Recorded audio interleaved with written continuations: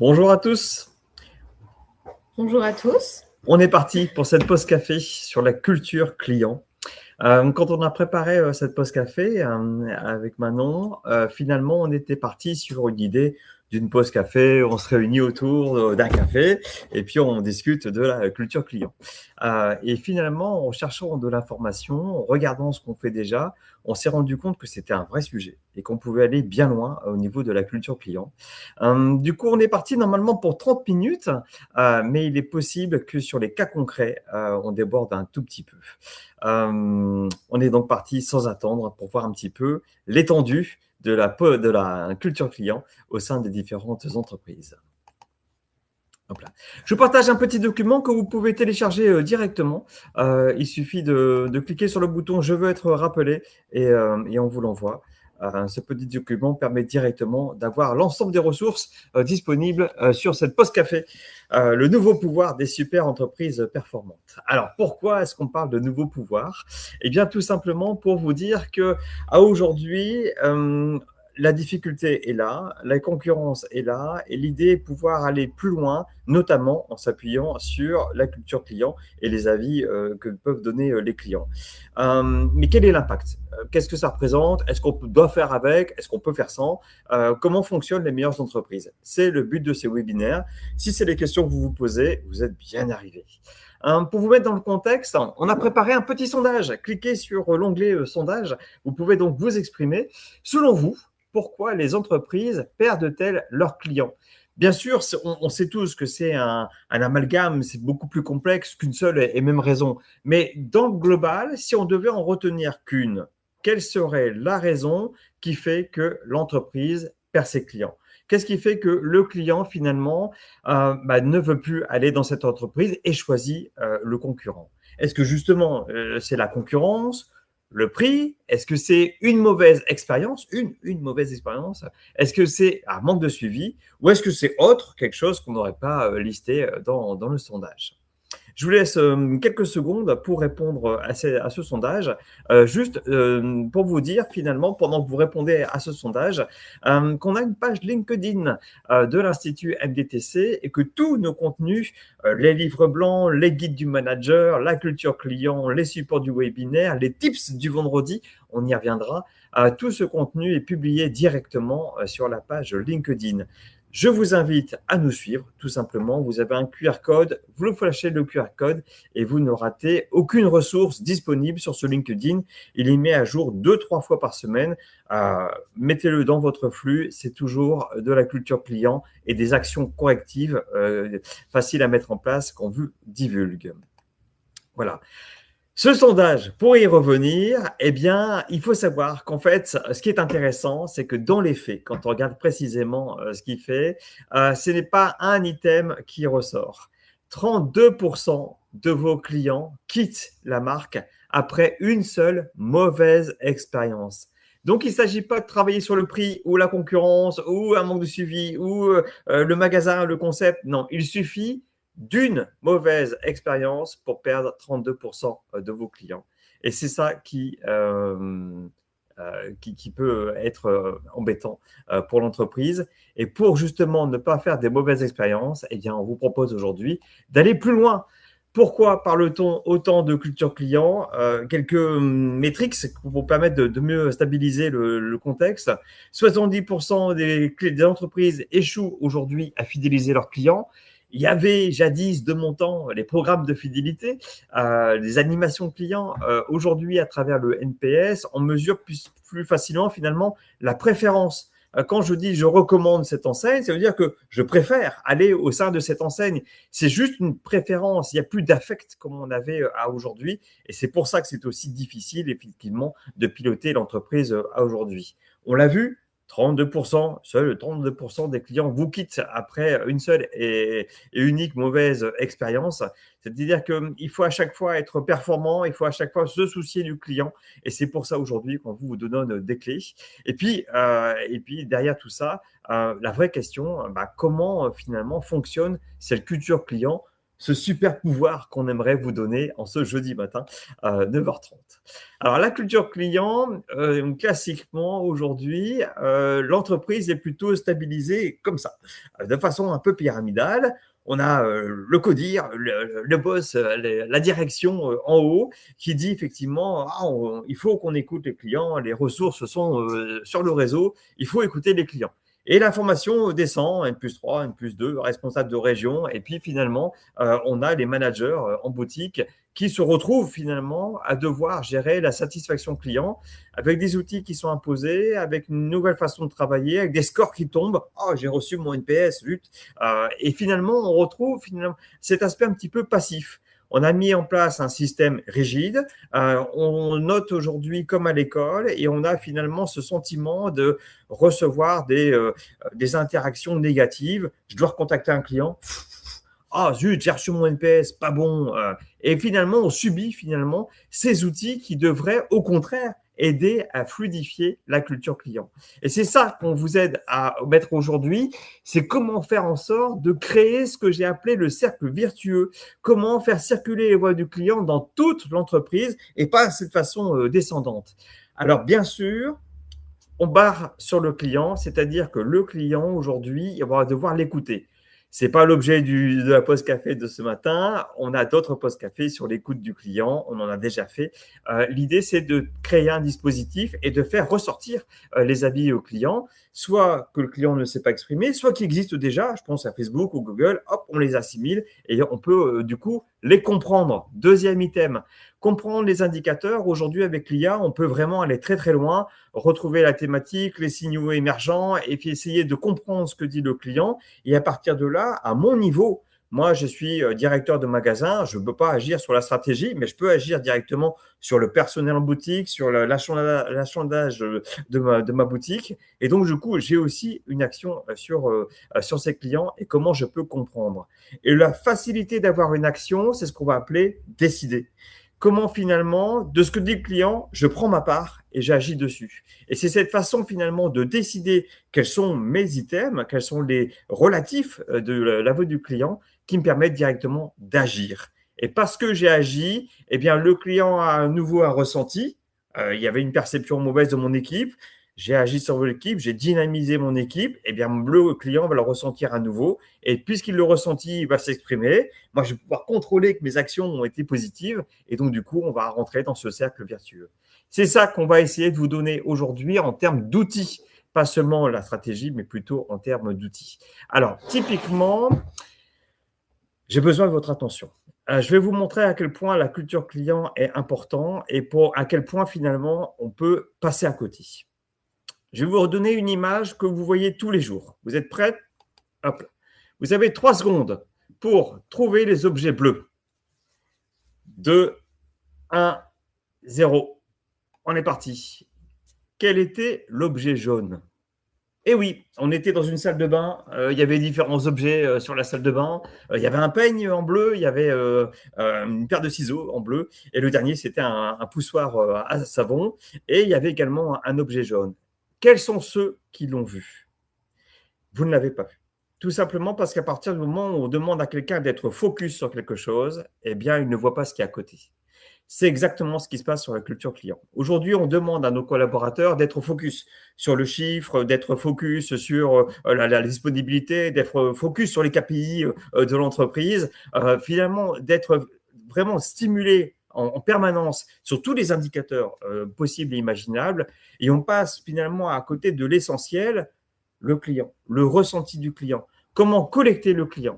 Et c'est ça qui nous fait dire qu'à aujourd'hui, sans système, eh bien, les collaborateurs ne sont pas égaux face à la culture client. Et c'est toute la difficulté finalement de ce qu'on prépare aujourd'hui. On met en place un dispositif, on met en place des alertes, on met en place et tous les collaborateurs finalement subissent ce qu'on a mis en place. Ils subissent finalement les alertes mail, les reportings, les dashboards, alors que quelque part, ils devraient s'en servir pour inverser finalement cette perception et activer le cercle vertueux. Alors, c'est facile. Comment activer le cercle vertueux? On l'a vu, il fonctionne bien, les étapes sont logiques, mais maintenant, concrètement, comment on met en place ces étapes? La première chose à faire, et que Manon, au Politude, nous a rejoint au niveau de ce webinaire, c'est de regarder ce qui se passe ailleurs. Comment les entreprises qui réussissent s'appuient finalement sur ce qu'on pourrait appeler une culture client. Est-ce qu'on peut piquer des bonnes idées à des entreprises leaders pour nous-mêmes les mettre au sein de vos entreprises? Manon, je te laisse la parole. Présente-nous quelques cas clients avec des idées de culture client. Alors, on va commencer par Domino's Pizza. Je suppose que tout le monde connaît Domino's Pizza, un gros groupe international. Dans le cas de Domino's Pizza, il y a quelques années, voire quelques dizaines d'années, ils avaient une image quand même assez catastrophique, que ce soit au niveau gustatif ou au niveau de l'image, en fait, tout simplement l'image de marque. Et ils ont voulu remédier à ça pour augmenter les ventes, mais surtout avoir une meilleure image et permettre le bouche à oreille. Et pour ça, ils se sont dit une chose: que voudrait le client? Et en fait, pour savoir ce que veut le client, il n'y a qu'une chose à faire, c'est écouter le client. Donc pour ça, ils ont posé des questions, ils ont écouté, ils ont fait des sondages. Et c'est comme ça qu'ils ont construit leur nouvelle recette, la nouvelle image de marque, ce qui a permis d'augmenter les ventes, mais surtout d'avoir une nouvelle satisfaction client qui est positive. Donc voilà, ça c'est pour Domino's Pizza. Alors c'est intéressant. Ce qu'il faut retenir de cet exemple, c'est qu'ils avaient des retours très négatifs. Et au lieu de se dire je ferme les yeux et je continue dans mon activité, ils ont ouvert finalement différents dispositifs pour écouter le client. Et là, la première chose qu'on pourrait retenir, c'est qu'effectivement, il ne faut pas avoir peur d'écouter le client. Il faut mettre en place ces dispositifs. Souvent, je rencontre des entreprises qui ont leur certitude. Nous, on fait ça. Nous, on a de la qualité. Nous, nos vendeurs, ils sont bien, ils sont bien. Et, alors qu'en fait, il faut d'abord écouter le réseau pour savoir l'image qu'on a du réseau. Il y a toujours une dichotomie, c'est un petit peu la symétrie des attentions, mais qu'on verra dans le webinaire du mois de juin. Comment finalement on a une perception nous et comment le client a une perception différente. Et tout l'intérêt de ces deux perceptions, c'est de faire le lien entre les deux et de faire progresser finalement, enfin réduire plutôt l'écart entre les deux. Du coup, là, ce qu'on peut retenir, c'est effectivement mesurer même quand c'est négatif, même quand ça va mal. Je retiens note. Surtout mesurer quand c'est négatif. Quand c'est négatif, tout à fait. Donc là, on passe à Zappos, moins connu en France. C'est une filiale d'Amazon, en fait, qui vend principalement des chaussures. Donc, c'est une entreprise qui a cherché dès le départ la satisfaction client. Et c'était pour eux directement une priorité. Et pour ça, ils ont mis aucune limite de temps pour les conseillers et les personnes qui écoutent les clients pour qu'ils puissent être le plus satisfaits possible. L'objectif, c'est que quoi qu'il arrive, ils ressortent de cette expérience satisfaits. Peu importe le temps que ça aura pris, l'argent que ça aura coûté d'une certaine manière, parce que le temps reste de l'argent. Et c'est ça la priorité, que les clients soient satisfaits, peu importe, coûte que coûte, quoi qu'il en coûte. Alors ça, j'aime bien parce qu'on a quelque chose qui est un petit peu contre-intuitif. On a un business, on essaie d'avoir un ROI sur le business. Le temps, c'est de l'argent. Et au lieu de dire, ben voilà, il faut faire autant de ventes, il faut pousser les ventes, il faut accumuler les différents clients, ils ont été à l'inverse. Ils ont dit, prenez le temps de satisfaire chaque client. Et ça, j'aime beaucoup parce que ça veut dire que finalement, on peut avoir des insights qui soient différents finalement de la stratégie. La stratégie, c'est d'avoir des clients fidèles, mais finalement, pour y arriver, ben, on peut adopter finalement des leviers différents. L'exemple de Zappos nous correspond tout à fait. Voilà, Amazon, beaucoup plus connu surtout pour nous maintenant, qui a eu une croissance exponentielle dès le départ quasiment. Et pour ça, ils se sont basés sur quelque chose de simple, il y a des avis. C'est sur Internet, il y a des avis dans tous les cas, ils sont là. Peu importe où ils sont là. Donc eux, ils les récoltent, ils les analysent et ils se servent de l'analyse de tous les commentaires, de tous les avis, peu importe où ils sont recrutés, et ils font de l'amélioration continue. Et c'est cette amélioration continue qui permet que quoi qu'il arrive, même si le client n'a pas été satisfait une fois, bah, s'il recommande, il ne retombera jamais sur le même produit, sur le même problème. Ou son ami, sa famille, personne n'aura jamais deux fois le même problème parce qu'il sera résolu quasiment instantanément grâce au fait de remonter les avis, les commentaires quasiment en permanence en fait. Ouais, ça c'est. Alors, il y a deux choses que je pourrais vous dire. On a au sein de l'Institut MDTC ce hub de données qui permet de récupérer les avis Google. Voilà. Et donc, du coup, ce qu'a fait Amazon, c'est exactement la même chose. Ils ont utilisé les données qui étaient là, les remontées possibles, les remontées du service client, les remontées de Google, les remontées des avis Amazon. Et donc, ces remontées, ils les ont analysées pour en faire des plans d'action. Et ce que j'aime bien dans ce que tu dis, c'est que à chaque problème identifié, ils ont trouvé une solution. Et c'est ça qui montre qu'il y a une logique finalement dans la perception de la culture client, ce qui est que dès qu'il y a une remontée, quelque part, il faut une action. Et on n'est pas dans un système d'écoute où la remontée donne une note et moi, je subis la note. On est vraiment dans, il y a un problème, je dois trouver une solution. À noter. Là, on passe à des magasins plus premium. L'Apple Store, quand même connu aussi de tous. Apple, c'est une marque qui est quand même connue pour être très ergonomique, plutôt fluide. Et l'objectif, c'est de faire ressentir ça au client, peu importe où il se trouve, dès qu'il est en contact avec la marque. Et alors, dans les Apple Store, ils ont formé les conseillers à plusieurs choses. Déjà, à un parcours scénarisé pour que le client, il n'ait pas de questions à se poser. Il arrive dans un Apple Store, il parle à un conseiller. Le conseiller, il sait répondre au maximum de questions possibles, que ce soit plutôt technique ou de vente simplement, pour qu'il n'ait pas à être réorienté vers un deuxième conseiller, un technicien, un supérieur. En fait, le vendeur, le conseiller, il sait répondre instantanément quasiment à toutes les questions. En plus du fait de ne pas avoir le besoin de demander à son supérieur pour prendre une décision. C'est une décision quasiment instantanée pour éviter l'attente, l'impatientement, mais aussi tout ce qui est extérieur. Oui, ce que j'aime bien dans ce principe-là, c'est qu'ils ont poussé le concept jusqu'au bout. Le concept, c'est la fluidité, c'est l'accessibilité, c'est des beaux locaux, c'est quelque chose de, on est bien et c'est facile. Et ce bien et facile, il a été jusqu'à finalement l'incarnation. Le vendeur, il est bien et il est facile. Et cette idée de globaliser finalement une expérience, penser la vente en termes d'expérience, c'est quelque chose qu'il faut retenir. C'est un très bon exemple, Apple aussi. Et là, notre dernier exemple, le Ritz-Carlton, donc des hôtels plutôt de luxe dans lesquels les clients sont extrêmement exigeants et à raison au vu du prix qu'ils coûtent. Et pour satisfaire ces clients, quoi qu'il en coûte encore une fois, il y a plusieurs choses qui ont été mises en place. La première chose, c'est qu'il n'y a aucune validation nécessaire. Il n'y a pas besoin de demander à son supérieur pour prendre une décision. Il faut que ce soit pris instantanément pour que le client il ait ce qu'il veut quand il veut. Et la deuxième chose, c'est que chaque employé a le droit de dépenser jusqu'à 2 000 € pour satisfaire un client. Alors, c'est astronomique. Pour eux, c'est pas aussi prenant que ce que nous, on a dans notre quotidien, on va dire, mais c'est important pour satisfaire le client, encore une fois, peu importe. Parce que dans ce milieu-là, le bouche-oreille et la satisfaction client, ça fait tout et très vite. Alors, ce qui est intéressant dans cet exemple-là, c'est que finalement, ceux qui sont face au problème ont les moyens d'agir. Et ça, c'est aussi une façon de fluidifier l'information. C'est pas la faire remonter, la faire diluer, ne pas la rendre finalement incompréhensible à la direction pour que quelque part quelque chose redescende et corrige l'action à mener. Là, on est vraiment dans cette idée, il y a un problème, je peux agir, j'ai les moyens d'agir. Et on peut retenir du coup cet élément-là aussi, le fait de rendre accessible la solution au problème. Et très bon exemple. Du coup, on a quelques exemples qui viennent des entreprises qui fonctionnent le mieux. Et l'idée, c'est de se dire, est-ce qu'on peut s'appuyer sur ces exemples pour mettre en place la culture client, puisqu'on a bien vu finalement passer de la pyramide à un cercle vertueux. On a quelques exemples qui nous donnent finalement un feeling, comment on peut mettre en place.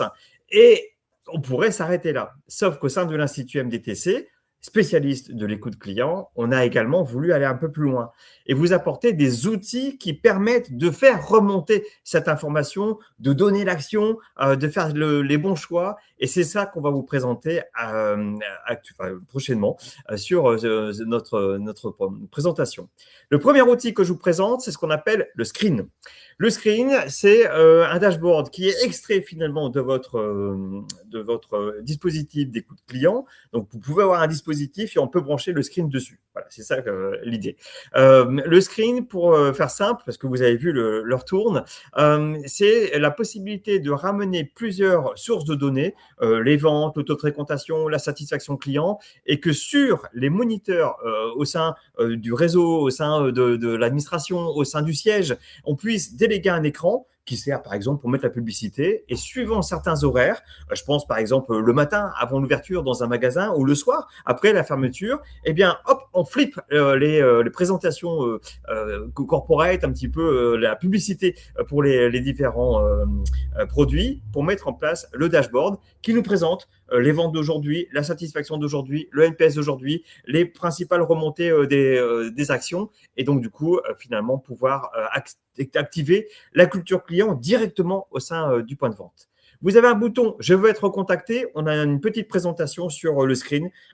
Cliquez dessus et on vous l'envoie. J'ai malheureusement pas le temps aujourd'hui d'aller un peu plus loin. Le deuxième produit qui marche très très bien, c'est ce qu'on appelle les fiches équipes. Alors ça, c'est vraiment hyper important. S'il faut en retenir un, je crois que c'est celui-là. La fiche équipe, c'est-à-dire que le manager, il a le dispositif d'écoute, il a reçu son NPS et donc il subit la note. Et pour lui permettre de passer de quelque chose qu'il subit à quelque chose où il est manager, où finalement il enrôle les autres, on a créé ce qu'on appelle la fiche équipe. C'est 4 pages qu'on peut imprimer directement à partir de votre dispositif. Si vous avez un dispositif d'écoute client, on récupère les données, les verbatims du client, le NPS, le taux de progression, le taux de fréquentation du magasin, et on en fait finalement un dashboard, souvent il est mensuel, qui permet de se dire, bah, tiens, ce mois-ci, comment s'est comporté nos clients au sein du magasin?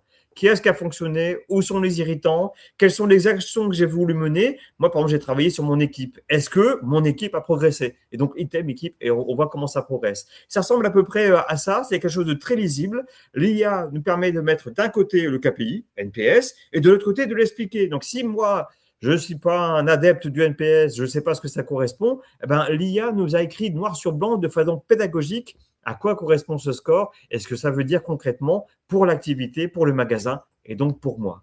Et le plus important, je ne sais pas si vous voyez bien, la dernière page, c'est les verbatims des clients. Grâce à l'IA, on arrive du coup à reconnaître où sont les irritants.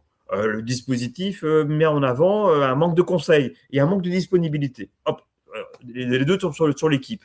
Eh bien, l'IA va retrouver dans les verbatims quels sont les verbatims les plus parlants pour illustrer manque de conseils, manque de disponibilité. Et donc, du coup, quand je partage des verbatims avec mes collaborateurs, les gens qui m'entourent au sein du magasin ou au sein de la région, du service, enfin, tout ça, on peut l'installer où on veut, on va retrouver typiquement le verbatim du client qui fait mal, là où on a besoin d'écouter le client.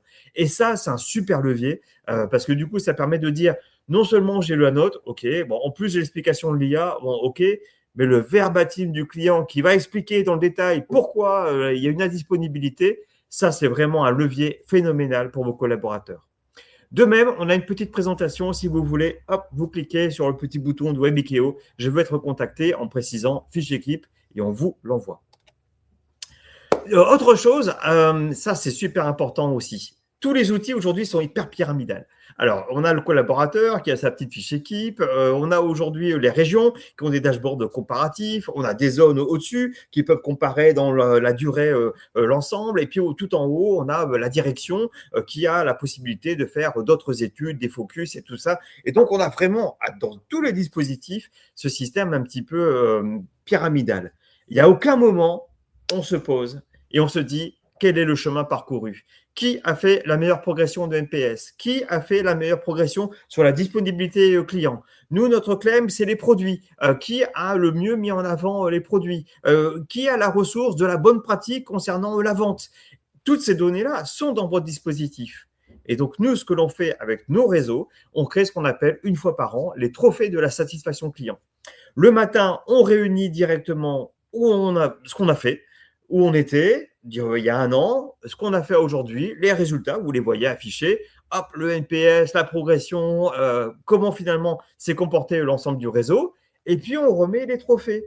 Qui a la meilleure pratique sur la disponibilité des différents clients? Quelle région a eu son meilleur croissement, du NPS? Et c'est grâce à ça qu'on va pouvoir créer des moments finalement d'échange en disant toi, tu as une bonne pratique sur la disponibilité de tes collaborateurs. Comment tu as fait? Explique-moi. Et on passe d'un résultat figé que tout le monde a tout au long de l'année à un moment de rencontre où enfin on peut discuter les uns et les autres. Et ce qui est intéressant, c'est de faire croiser la stratégie avec les trophées. Quand on se dit, moi, ce que je veux demain, c'est être reconnu sur tous nos clients et gagner un petit peu sur la concurrence, eh bien, on va trouver les items qui permettent d'aller là et renforcer finalement la perception des collaborateurs sur on a les meilleurs produits et on veut gagner des clients à la concurrence. Et c'est comme ça qu'on peut animer cette journée. En parlant de journée, une autre journée qui est aussi importante, c'est ce qu'on appelle la journée atelier. Souvent, les systèmes tournent en rond. Je mesure mon IPS, je mesure ma CSAT, hop, elle remonte au niveau du réseau, elle remonte au niveau du siège. What else? Qu'est-ce qu'on en fait? Comment on va plus loin? Et c'est vrai que c'est difficile quand on est pris dans notre outil de regarder ce qui se passe ailleurs, d'ouvrir nos chakras et de se dire, bah, tiens, c'est vrai qu'on pourrait mesurer différemment. on aime bien ce que l'on a, on ne veut pas perdre, à la rigueur, on veut bien rajouter et rendre quelque chose de plus complexe. Au sein de l'Institut MDTC, avec nos principaux clients, on crée ce qu'on appelle la journée atelier. C'est une journée où on fait venir le client, ça arrive aussi qu'on vienne chez eux, durant cette journée, on montre ce qu'on a trouvé sur d'autres clients dans le même domaine qui ont été mis en place. Comment on a écouté les réseaux, comment on s'est appuyé sur Facebook pour établir une stratégie, comment on a utilisé les avis Google sur les produits, comment on peut finalement travailler différemment par rapport au dispositif qui est en place. Et ça, ça fait aussi partie de la culture client. C'est-à-dire que ce n'est pas parce qu'on a un dispositif linéaire qui collecte, analyse, restitue, propose d'agir qu'on ne peut pas ouvrir les chakras et écouter mieux les clients. Et ça fait partie de la culture client, d'ouvrir ses chakras et d'essayer d'écouter finalement ce qui se passe à côté, ce qui se passe chez les autres. Et le dernier point que je vous propose en termes d'outils, celui-là, il est formidable. On a déjà fait un outil, un webinaire dessus. C'était le parcours Quali. On a une représentation au sein de l'Institut MDTC qui s'appuie sur les commentaires des clients. Votre client, il est satisfait, il va donner une note. Alors, je vais donner une note de 2. Je ne suis pas satisfait. Pourquoi? Ça, c'est au niveau de votre questionnaire. Et le client va ouvrir un verbatim en disant « Je ne suis pas satisfait parce que j'ai été mal accueilli, le magasin a été ouvert 10 minutes après l'horaire normal, et puis les gens n'étaient pas souriants. » Et puis, on va avoir tout un verbatim qui va nous expliquer. Ce verbatim, il va être retranscrit par l'IA sur la thématique. Là, par exemple, je suis au niveau de l'accueil et je suis au niveau de la disponibilité. Donc, on va trouver, hop, sur le point de vente, mon verbatim est négatif, je vais être en rouge. Et donc, du coup, directement, on va avoir toute finalement l'expérience client. Alors, on le voit sur cet exemple, l'expérience client, c'est le point de vente, les horaires, par exemple, l'équipe, puis après, ça va être l'offre, puis après, ça va être les produits, les services. Et donc, tout ça constitue l'expérience client qu'on le mesure. Et par rapport à cette expérience client, on va directement voir visuellement où on a un irritant. Et quand on clique sur l'irritant, on a directement l'irritant, le résumé de l'irritant, le plan d'action à mener. On a déjà fait une pause café là-dessus. C'est vraiment un super outil parce que c'est très graphique. On voit très bien ce qui fonctionne, très bien ce qui ne fonctionne pas. Et c'est ancré dans l'action. Il suffit de cliquer sur un élément négatif et on a les progressions possibles par rapport à ça. Et ça, c'est vraiment la culture client parce qu'on utilise le verbatim du client, le ressenti du client pour le diffuser dans l'entreprise.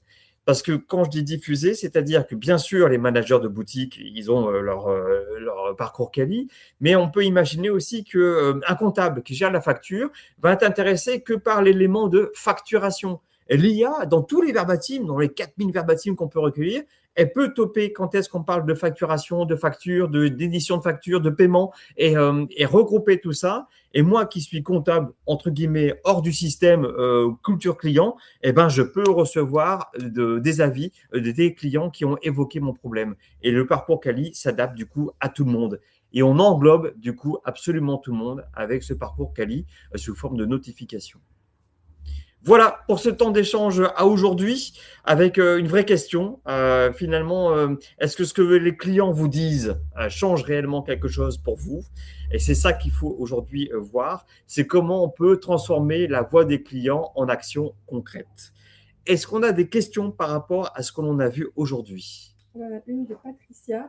Peut-on dupliquer votre webinaire à l'expérience B2B? Tout à fait. Alors, on a au sein de l'Institut MDTC des enseignes B2B que je ne citerai pas, La Poste, Mediapost et autres. Et ça fonctionne également en B2B. Les attentes ne sont pas les mêmes, le fonctionnement n'est pas le même, mais l'écoute client est exactement la même chose. Et quand je parle du screen, par exemple, donc c'est ce tableau dashboard interactif qui présente finalement les différents éléments dans un service de facturation, eh bien, on a mis en place le screen pour justement pouvoir montrer que c'est important au niveau du client d'avoir le ressenti, enfin au niveau des équipes, d'avoir le ressenti du client. Donc bien sûr, ça existe totalement. Il n'y a pas que le B2C, le B2C, le B2B est également bien comment dire, intéressé par la culture client. Et c'est toujours pareil. Aujourd'hui, quand on se dit il faut faire de son mieux, en France en tout cas, on a l'habitude de donner une note.